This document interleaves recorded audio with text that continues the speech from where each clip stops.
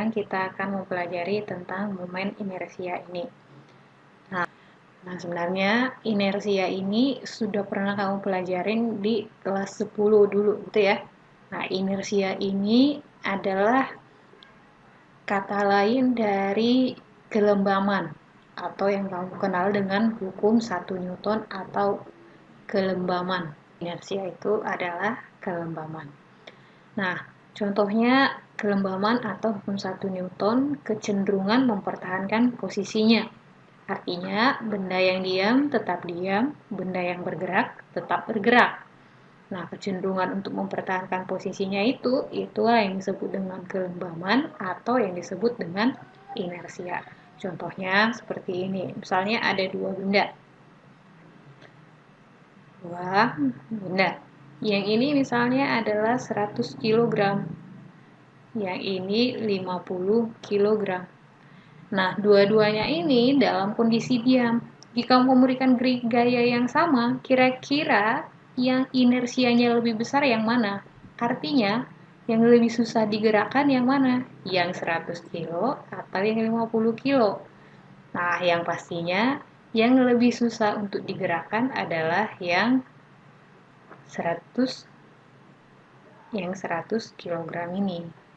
Kenapa? Karena dia memiliki massa yang lebih besar. Jadi artinya apa? Inersia atau kelembaman pada gerak lurus ini dipengaruhi oleh massa. Nah, pada gerak rotasi, kecenderungan untuk mempertahankan posisinya ini itu disebut dengan momen inersia. Momen inersia. Jadi kecenderungan mempertahankan posisinya untuk gerak rotasi adalah momen inersia.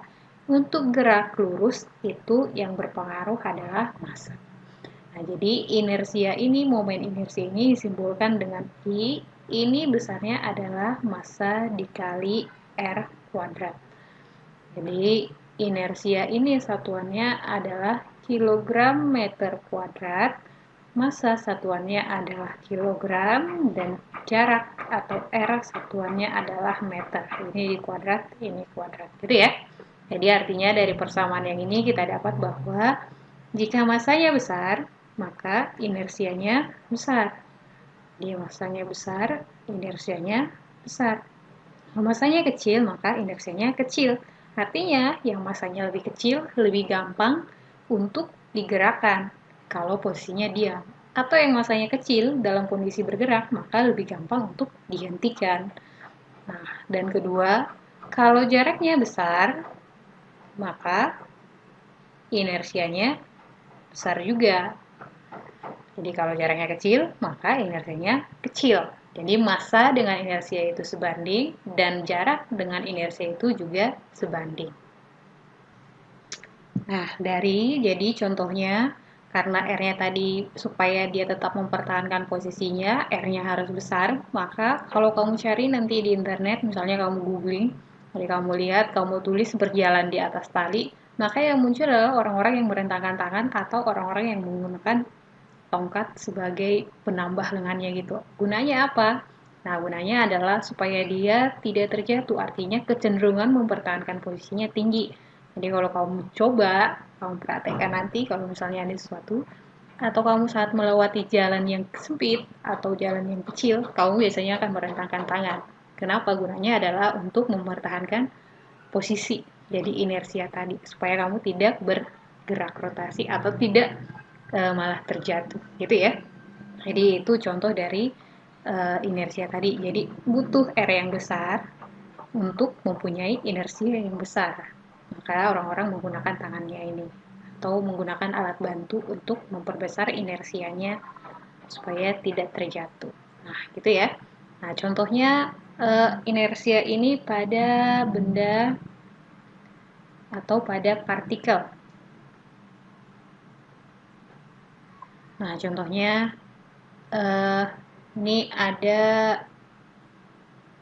3 benda. Jadi ini ada M1, ini M2, ini M3. Nah, ini R1, ini R2, ini R3. Nah, dia diputar ini porosnya. Nah, yang ditanya adalah berapa inersia total dari sistem yang ini. Maka untuk mencari inersianya, tinggal kamu masukin jumlah dari atau sigma dari M1 R1 kuadrat tambah M2 R2 kuadrat, M3 R3 kuadrat. Jadi ini adalah tinggal penjumlahan dari M1 R1 kuadratnya ditambah M2 R2 kuadrat ditambah M3 R3 kuadrat. Nah, kalau ada angkanya tinggal kamu masukin aja berapa nilai dari masanya dan jaraknya ini. Nah, atau kita buat contohnya. Contohnya, misalnya di ini diputar di sini gitu ya. Di sini ada satu partikel dan di sini juga ada. Jadi kita buat misalnya ini M1, yang ini M2. M1-nya sebesar 2 kg, yang M2-nya ini 3 kg.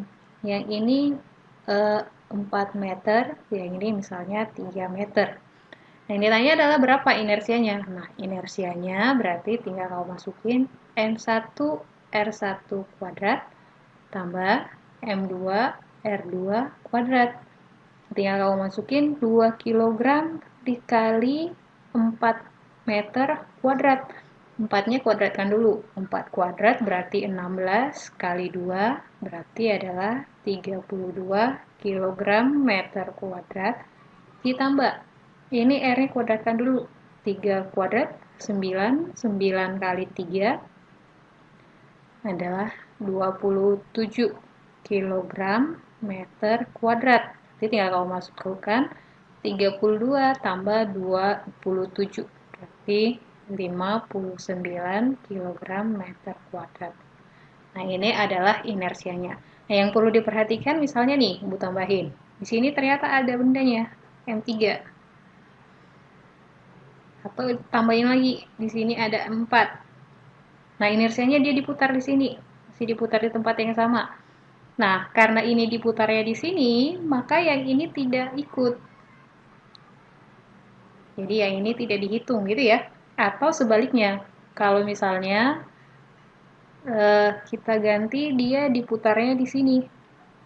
Maka yang dihitung sekarang adalah M3 dan M4.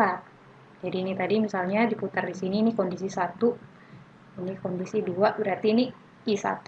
Kalau kondisi 2 berarti tinggal M3 R3 kuadrat tambah M4 R4 kuadrat. Caranya sama. Nah, gitu ya. Untuk yang benda tegar.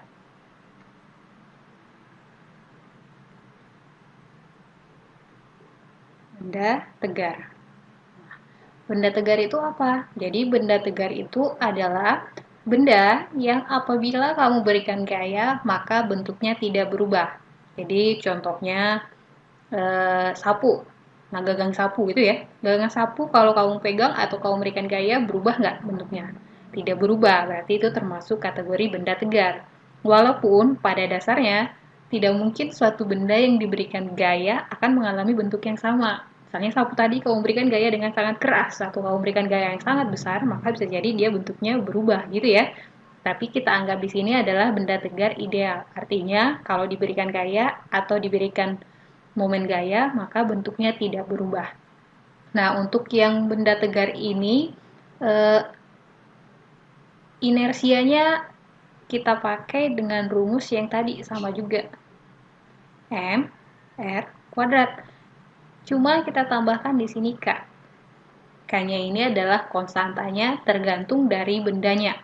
Nah, sekarang kita masukkan, Ibu tampilkan bentuk-bentuk dari inersia ini. Nanti kamu boleh lihat di buku pelajaran, buku paket juga ada.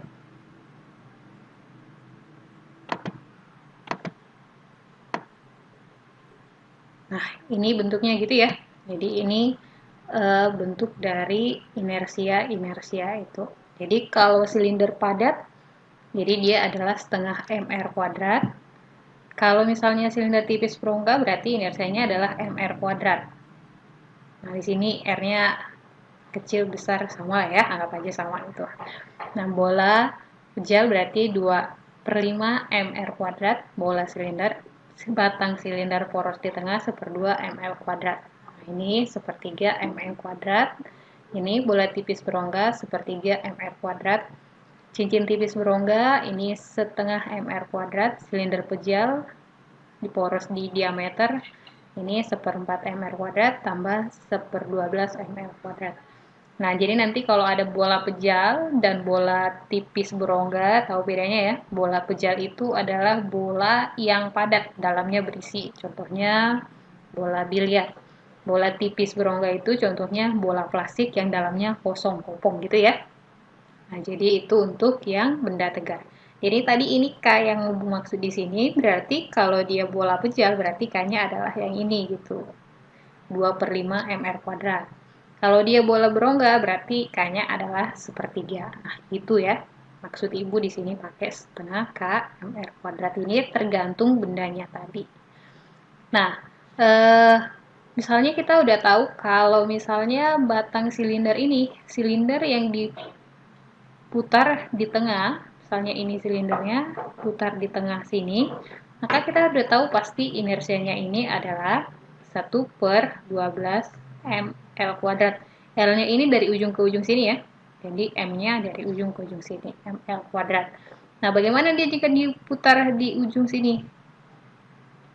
Nah, kita pakai jadinya ini adalah 1/3 ml kuadrat.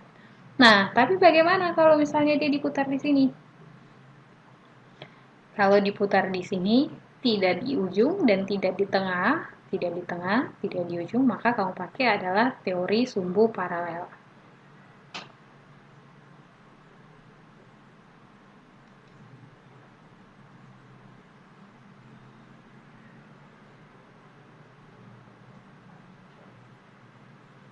Nah, teori sumbu paralel ini berarti inersianya di sumbu paralelnya itu, di sini maksudnya, ini buat PM gitu ya. Di sumbu paralelnya ini salah Ibu buat misalnya SP gitu. Nah, di sumbu paralelnya itu adalah inersia di pusat. Pusatnya tadi yang ini kan, di tengah pusat massa. Pusat massa ditambah M dikali D kuadrat. M-nya itu apa? Massanya ini seluruhnya. D-nya itu adalah jarak dari pusatnya massanya dengan sumbu paralelnya. Jadi tinggal kamu masukin ISP adalah IPM tambah MD kuadrat. Jadi sebenarnya tanpa ini yang 1/3 ml kuadrat ini, kita sebenarnya bisa mencari di ujung sini dengan rumus yang ini juga. Berarti kalau kita masukkan, pusat massanya kan udah ketemu 1/12 ml kuadrat. Ditambah massanya tetap M. Dari sini ke sini berarti jaraknya berapa? Setengah dari L gitu ya. Setengah L kuadrat kan berarti seberapa? 1/4 L kuadrat. Setengah ditambah 1/12 adalah 1/3. Nah, itu untuk mencari inersia pada dengan menggunakan teori atau teorema sumbu paralel. Demikian pembelajaran kita hari ini. Jika ada yang mau ditanya, boleh nanti kita diskusi lagi. Terima kasih.